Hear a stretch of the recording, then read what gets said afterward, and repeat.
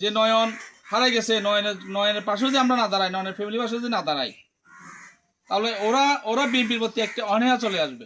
বাংলাদেশ জাতীয়তাবাদী দলের বিএনপির দুঃসময়ের কাণ্ডারে রাজপথের লড়াকু সৈনিক যুবদল কর্মী নয়ন আজ আর নেই।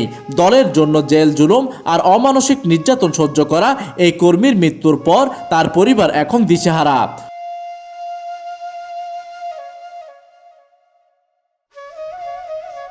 এই কঠিন সময়ে তাদের পাশে দাঁড়িয়েছেন আকবর সেতারা বিএনপির সাবেক স্বেচ্ছাসেবক বিষয়ক সম্পাদক মহিউদ্দিন।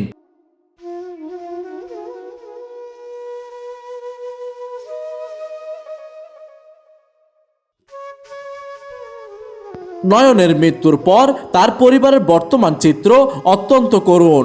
পরিবারে রয়েছে তার বিধবা স্ত্রী এবং বিবাহযোগ্য দুটি কন্যা সন্তান। অভাবের তাড়নায় এখন তাদের দুবেলা অন্ন জোটানো দুষ্কর হয়ে পড়েছে।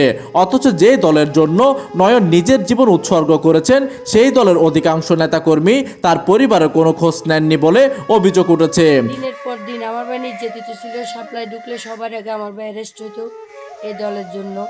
কিন্তু এই দলের কোনো একজন সিনিয়র নেতাকর্মী, জুনিয়র নেতাকর্মী আমরা কাউকে আমাদের পাশে পাইনি।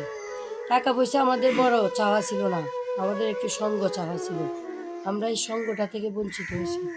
তবে এই দুঃসময়ে নয়নের পরিবারের পাশে দাঁড়িয়েছেন আকবর সেতারা বিএনপির সাবেক স্বেচ্ছাসেবক বিষয়ক সম্পাদক মহিউদ্দিন। মহিউদ্দিন ব্যক্তিগতভাবে নয়নের পরিবারের সাথে দেখা করেন এবং তাদের হাতে আর্থিক সহায়তা তুলে দেন।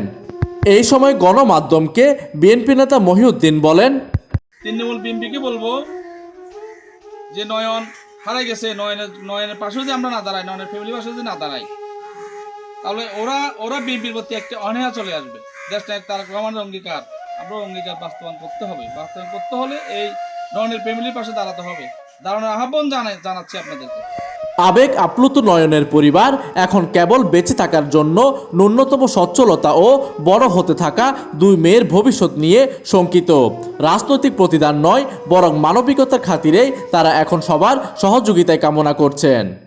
প্রতিনিধির তথ্য ও পাঠানো চিত্রে ডেস্ক নিউজ, দিগন্তের বার্তা 24, চট্টগ্রাম।